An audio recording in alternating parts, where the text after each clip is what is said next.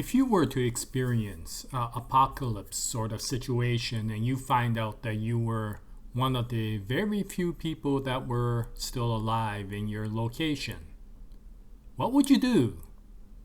Would you go crazy and commit suicide? Would you start hoarding everything and become a survivalist? Or would you go out and party just knowing that, well, you're at the end and so let's see how far we can go? Well, in the case of Chi and Yu, the two main characters for Girls' Last Tour, they decided to go adventuring. So what's up, people, and welcome to the first episode discussion of Girls' Last Tour. So this is a series that I wasn't familiar with, but after finishing Undone, I was kind of looking around to figure out what I wanted to follow next. And I stumbled upon this anime. And originally the title was so weird that I wasn't sure if I wanted to follow it. But I had such a good review that I started looking into it. And it was very interesting because it was one of those post-apocalypse sort of survival stories. And yet, this one seemed to have a very interesting twist to it. It was not really violent. It was not really dark. It is definitely melancholy. It is sad. But at the same time, there is hope and there is peace. And so I thought that this will be a very interesting series to follow. And so I decided to start with the first episode. Now, the series originally started as a manga series. And it was written by someone named Tsukumizu. And it was published by Shinchosa. And it eventually became like I think a 6-volume tankobon or a 6-volume book series. And then it eventually went on to become anime, which was, I think, developed by the studio White Fox. And once again, I am not familiar too much with this anime, and to be honest, I have only seen the first episode. So I am not completely familiar with this, and it'll be similar to Undone. I'll learn as I go along. And if you want to join me in this adventure with Chi and Yu, then please tag along. But in any case, so this is a post-apocalypse sort of adventure, similar to all of those other dystopian post-apocalypse sort of stories. With one exception. Unlike stories like Mad Max, this isn't about major survival against all these violent enemies. In fact, I think there is very few characters that come out aside from Chi and Yu.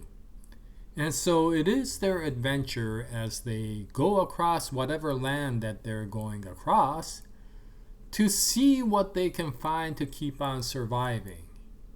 And it is a very interesting story in that there is a sort of stress that you get while watching this because you're not really sure what's going to happen. And I think the girls also understand that. But considering the situation, they take it to heart quite well. And they keep on going. There's a point in the story right in the beginning where they decide that they were traveling through the underground and they find a tunnel area to which they need to get through to get to the other side.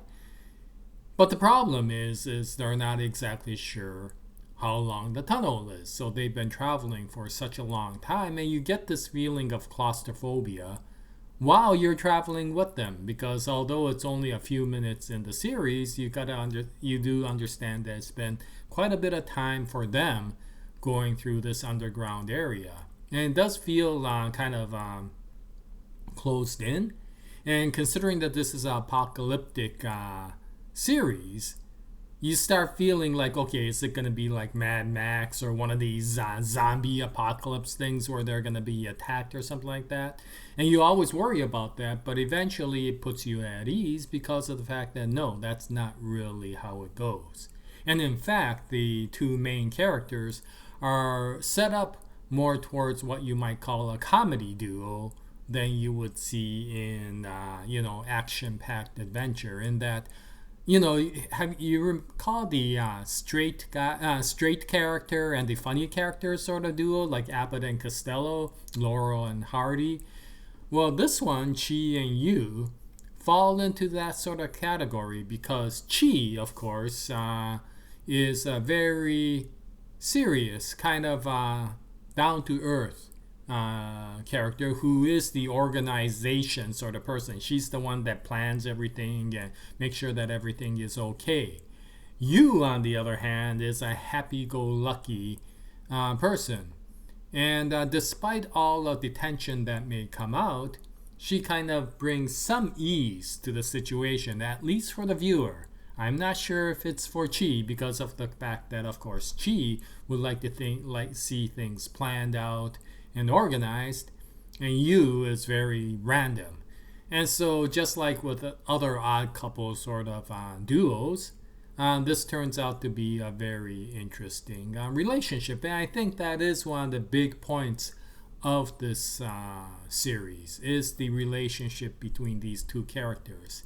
And because of the fact that it is left to a relatively peaceful relationship between the two, and the world is more an empty world for which they can, explore and find things, it actually is a relatively peaceful story so far from what I understand, compared to a lot of post-apocalyptic stories out there. Yes, there is always the understanding of survival, and unlike Zombie Apocalypse or Mad Max, this isn't one of those where, at least I don't think it's one of those where you have to worry about adversaries coming after you and, trying to attack you and take your life.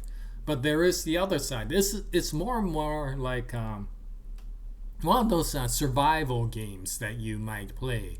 They're more worried about, do they have enough fuel to keep the vehicle going? Do they have enough food and water to be able to survive? And it's a constant trying to find all of these things to keep on going on their adventure. That makes it very interesting. And when they are underground, as we find out with them, is that they have no idea if they'll make it out of the underground before they run out of fuel or food and water. And so it's a very tense sort of situation, and yet the two characters, especially Yu, kind of bring it back to being a relatively lighthearted sort of situation. And of course, because this is a apocalyptic sort of story, rather than making it a hardcore, hard-edged, survival, we will, survival of the fittest, dog eat dog. If there's anybody else out there, we will, fight them to survive sort of thing. This is a lot more kind of easier going, relaxed sort of situation due to the two characters and the situation. The whole purpose, I think, of this journey is the journey. What would two characters be feeling like, thinking like, in a world that is relatively empty? Although there is a lot of stuff, it is a civilized world. It's I guess the world similar to our world. I'm not sure which country it is. I'm not sure which city it is. But they're traveling through urban environments, and so yes, they do have to find food, but they do eventually do that. And the apocalypse turned out to be due to some sort of war that occurred, which I guess basically ended up killing the majority of the people. And so from their perspective, it's an empty, hollow world. But because of that, the whole story is about appreciating the small things that come out in life, the taste of one can of soup that you decided to ration out after you come out from the underground and know that you might be able to find food on the surface again, coming out to the surface and being awed by the beautiful night sky to which they just sit and stare. And, finding eventually that box of cookies and sitting down to enjoy. And so there are these moments which you as a viewer also tend to cherish. Now, there is one tense situation in that first episode, due to the fact that there is, again, somewhat disconnect between the two characters. And to be honest, I think it is those two characters together that somehow keep them going. If it was you alone, she would have, run out of rations because she would have eaten everything and probably run off to some wrong direction, right? So they need Chu, but Chu needs somebody that will, bring everything back to being a little bit lighthearted, and being the kind of the sharpshooter of the two, Yu does become quite useful, I guess. I'm not sure yet. We're in the first episode, and so far, all Yu has been is a comedy point. And of course, there is that one tense situation between the two. And so, although I think people have started thinking about, is this a Yuri sort of story? I'm not exactly sure if it is. I'm not sure if there's going to be a romantic relationship between these two, in a sense that they're very different personalities. And under normal circumstances, I'm not sure if they would have been the type of people that would have become friends, right? They're just too different. But they do make a curious pair under this situation where survival is a necessity. And they do get along because of the fact that one is a relatively down-to-earth, organized person who's relatively pragmatic, and the other one is so happy-go-lucky that she would get along with anybody, so long as they don't steal her food or something like that. But in any case, it is a very interesting story, and it's, to me, very Japanese. It's one of those stories that doesn't have particularly any plot. The whole point is the experiences that these girls will have as they go along. Now, I hear that there is some overall connection between each of these episodes, so there probably is one main plot, but it is probably something that is going to be relatively in the light section, and the whole point of this is the character experience that one has in the journey. It's not the end point that is as important as the journey, in my opinion, so far. So in that sense, it's much closer to something like The Garden of Words, the anime The Garden of Words, which was also another one of those kind of slice of life stories where you're like, nothing really happens from the very beginning to the very end, with the exception of a few small character interactions that does become very emotional for that one, but there is no significant plot. It doesn't really give you closure, no more than life does, and I'm not sure if Girls Last Tour will have a major closure either. It's just part of their adventure. And it's very similar to many stories that you see in Japan where the whole point isn't about trying to meet an objective or trying to, get to something significantly big or becoming the hero of something. Most of our lives are never like that, and so a lot of stories reflect the standard, mundane things that happen in life, and yet there are certain incidents within there that make life worthwhile, in our lives as well. So these are kind of reflections of that, similar to a very famous writer in Japan called Kawabata Yasunari, who wrote the prize-winning novel Yukiguni, or Snow Country, which is about just a gentleman who goes up to the north to experience some of the things that are happening in northern Japan during the winter. And so it falls, I think, into that category. And so it's interesting because if you look at the story, it's kind of like, okay, it's a two girls story. Is this going to have one of those relationship sort of things with, romance, and I'm not really sure if it will. It's probably more like a close friendship sort of thing.